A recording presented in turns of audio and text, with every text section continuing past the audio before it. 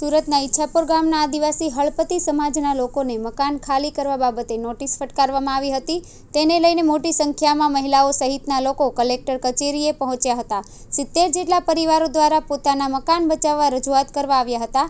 અહીં મામલતદારને આવેદનપત્ર આપીને રજૂઆત કરતા કહ્યું કે છેલ્લા 7 દાયકાથી અહીં વસવાટ કરી રહ્યા છીએ, ત્યારે વરસતા વરસાદમાં હવે અમે ક્યાં જઈએ। રજૂઆત કરવા માટે વૃદ્ધ મહિલાઓ સહિતના લોકો આવી ગયા હતા। રજૂઆત કરવા આવેલી દીપિકા પટેલે કહ્યું કે અમે 70 વર્ષથી અહીંયા રહીએ છીએ, ત્યારે હવે અમે ક્યાં જઈએ।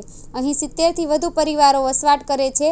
બધાને નોટિસ આપવામાં આવી છે, ત્યારે અમે રજૂઆત કરવા આવ્યા છીએ કે અમે અહીં વર્ષોથી રહીએ છીએ, ત્યારે અમને અહીં જ રહેવા દેવામાં આવે, અમારા મકાન ખાલી ન કરાવવામાં આવે, તેવી જ અમારી એકમાત્ર માંગ છે। કોંગ્રેસના પૂર્વ કોર્પોરેટર અસલમ સાયકલવાલાએ કહ્યું કે ઈચ્છાપુરમાં આવેલી ખરી મહોલ્લામાં આદિવાસી સમાજની વસ્તી છે। તેઓ છેલ્લા 7 દાયકાથી ત્યાં રહે છે। 84ને મામલતદાર દ્વારા આ સરકારી જમીન હોવાનું તથા ગેરકાયદે કબજો કર્યા હોવાની નોટિસ આપવામાં આવી હતી, જેથી અમે અહીં સ્થાનિકોની સાથે રજૂઆત કરવા આવ્યા છીએ। અમે કહ્યું કે આ રીતે ખાલી કરવાની નોટિસ આપી તે યોગ્ય નથી। આ સરકારી પડતર જગ્યા છે, કોઈ સરકારને ઉપયોગમાં આવે તેવી પણ જગ્યા નથી। તેથી મામલતદારે અમને આશ્વાસન આપ્યું છે કે જૂના મકાનો જે હશે તેને રેગ્યુલર કરી આપવામાં આવશે। અમે 15 ખોલીમાં આજે 44 વર્ષથી અમે રહેતા છે। અમારો ત્રીજો પરિવાર થયો છે અને આવી રીતના અમને હેરાનગતિ કરતા હતા, તો અમને નોટિસ આપવામાં આવી એટલે અમે સર્વ 40 ઘરના અમે બધા અહીંયા અહીં આવ્યા નોટિસ લઈને।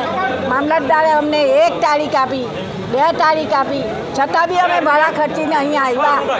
આજે અમે ગરીબ માણસ, અમારા છોકરાઓ મહેનત મજૂરી કરે, રાતે મજૂરી નહીં કરવા જાય તો રોટલો નહીં મળે અમને।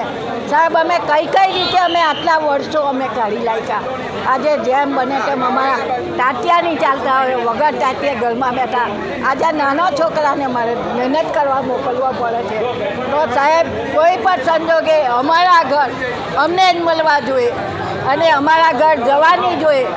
આ જ ભૂમિ પર અમારે રહેવાનું છે અને એ જ ભૂમિ પર અમારે મળવાનું બી છે।